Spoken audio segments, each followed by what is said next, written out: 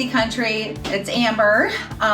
You guys have been asking about a couple of different things that you want us to make. So tonight we're gonna do Plum Creek chicken, and we are going to fry it up, and we're gonna show you how we do that here. So I'm kind of gonna go through some of the tools that we use, as well as just kind of going through the first steps here. So first off, I'm going to preheat my oven to 375. I have a two-step process in my frying and my baking my chicken. It's my grandma's recipe for fried chicken. So some of the tools that I use, I'm gonna show you, because like a lot of people like to use cast iron, but then we also have my stainless steel. I love stainless steel. We always have bacon grease or any kind of lard next to our oven. When I go to bake it, I use a cookie sheet with a grater, so then it kind of some of that stuff can drain down. Besides the Plum Creek chicken, we're gluten-free, as a lot of y'all know. You can use any kind of flour, but the gluten-free flour that we use, that I actually in here today, is actually Bob Mills multi-purpose flour. I love to use that for a lot of my different things. And then of course our own farm eggs here. There's a mixture of chicken and duck eggs. These are the ones that we keep for our own farm. You can see we label our own little eggs here that we keep here. These are the ones that are not so perfect. Like we have some that are cracked.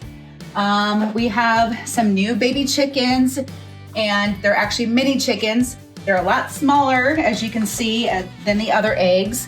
We keep those for us. They're still very good to eat.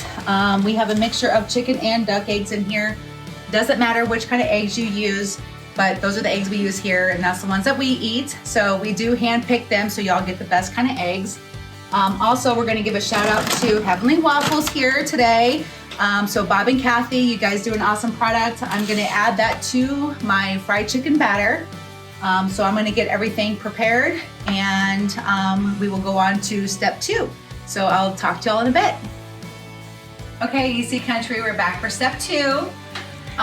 So first thing we're gonna do before I explain all of our get our dippings and stuff ready, I told you we use all of our lard that we do here. This is actually Kurt Bartling, his bacon lard, or anything else that we use of any kind of sort. We pour it into a mason jar. We are old school here.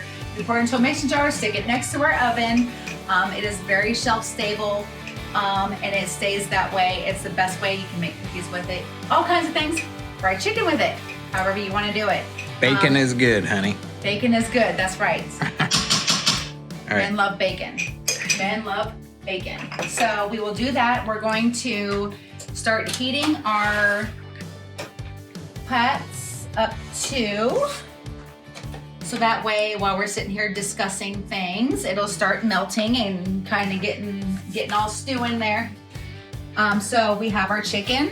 This is Plum Creek chicken. We do not rinse the thighs here. There's no reason for it. There's no bleach.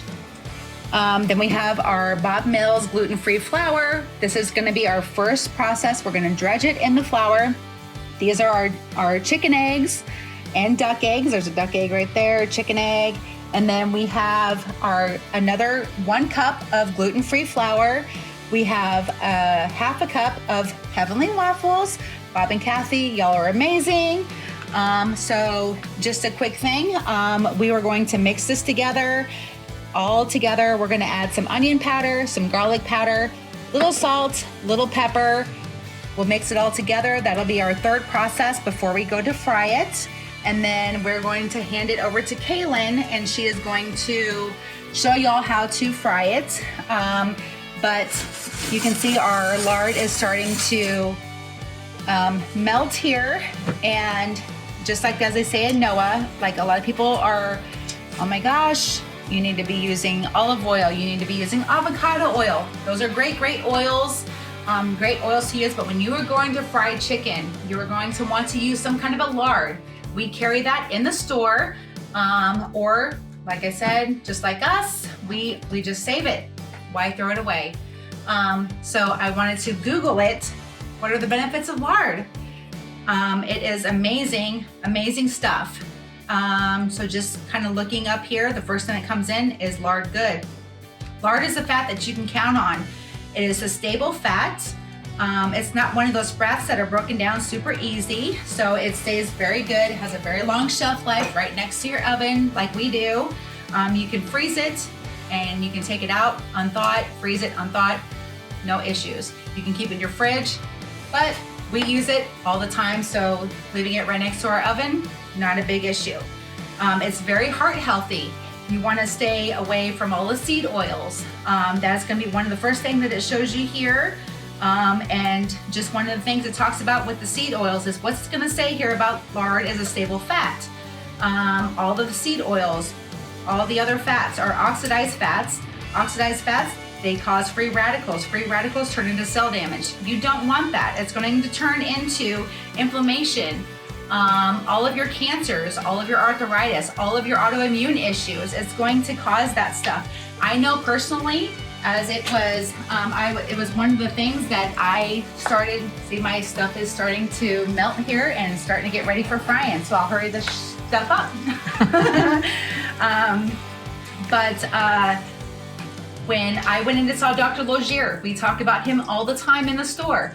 I found out, even being a nurse, I was doing all the seed oils. That's what the doctors and science told us to do, because the lards and all of the beef fats and all of the tallows and the lards and everything was bad for us. It was clogging our arteries. Well, what I found out, being a nurse for well over 10 plus years, I found out that that actually was what was causing my autoimmune issues. It caused me to not have any cholesterol or good fats in my body, and my heart was starving. So I was on the verge of a heart attack at like 28 years old. And it was like the reverse side, because I didn't have those fats or cholesterol that my body needed to thrive on. You know, the Bible even says in Noah, God says to go and eat meat. That doesn't mean just meat, it means everything. He wants you to use the whole animal. So every time we have one of our small farmers, they're in there, they're using every part of the animal. We have one of our farmers who is a beef farmer. She does Black Angus. She sells the meat and she uses tallow, makes it into beauty products. We sell the tallow here in the store. We cook with it. It is good for our bodies. You are what you eat. God gives you what you need, and it's you can Google it. Feel free to Google it. It is on your phone. There's plenty of stuff out there to show you how well and what your body thrives on and what you need. So we are going to cook our chicken in that, and you're going to see the amazing things that it has for your body and the amazing things that it does for your family. And of course, it's going to taste so much better. A way to a man's heart is through his stomach. So stay tuned for step 3. Okay, so this is step 3.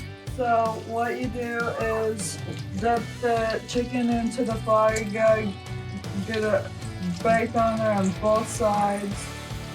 And then you dip it in the egg real quick on both sides. Oops. That was a crossing egg. It'll be crossing it. That's right. Then this is our mixture that we did with our spices that we told you about in step 2, along with having waffles. She's dredging it real nice. And then you gotta put in the grease. Stand back. Splat it. And boom.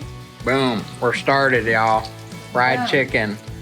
But not Kentucky fried chicken that kills you. Chicken that makes you healthy. It's got all the healthy stuff in it. In fact, I don't know if they mentioned this is gluten-free, right?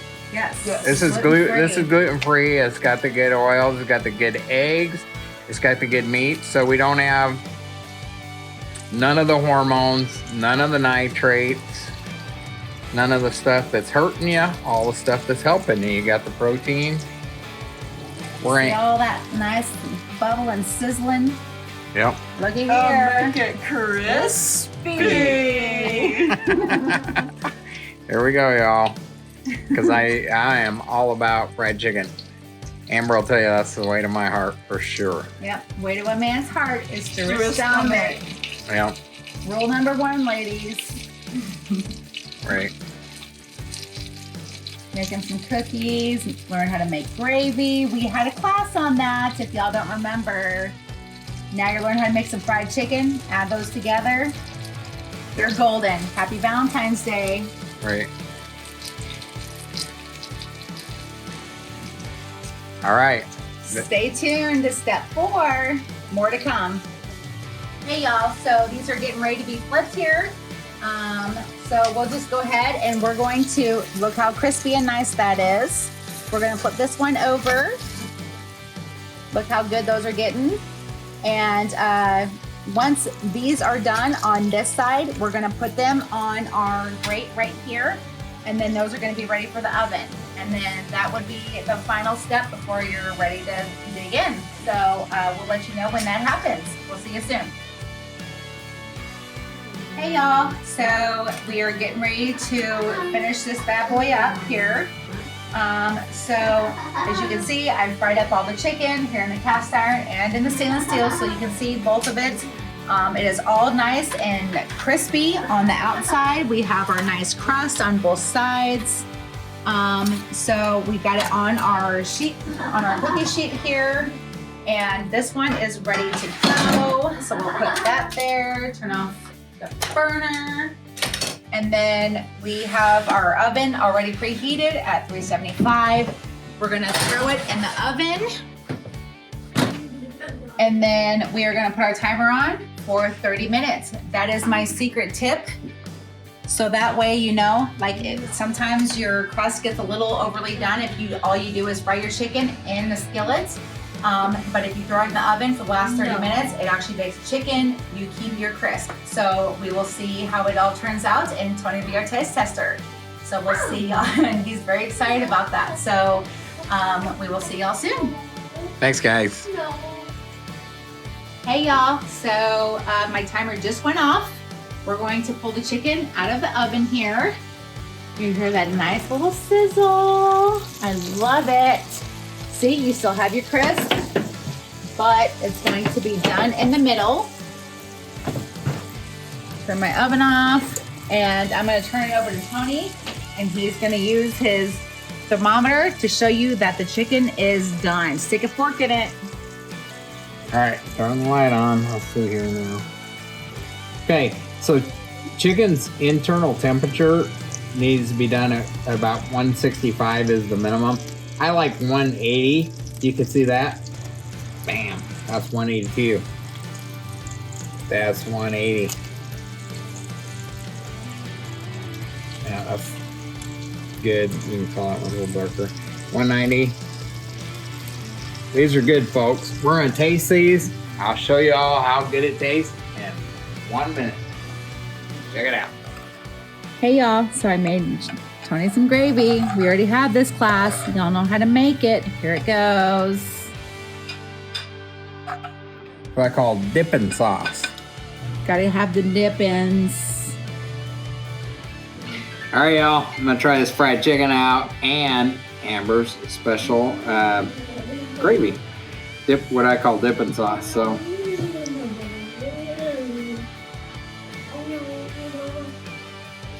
Oh, yeah. Hit spot. That's so good. Y'all gotta do it. Come on, get some Plum Creek fried chicken.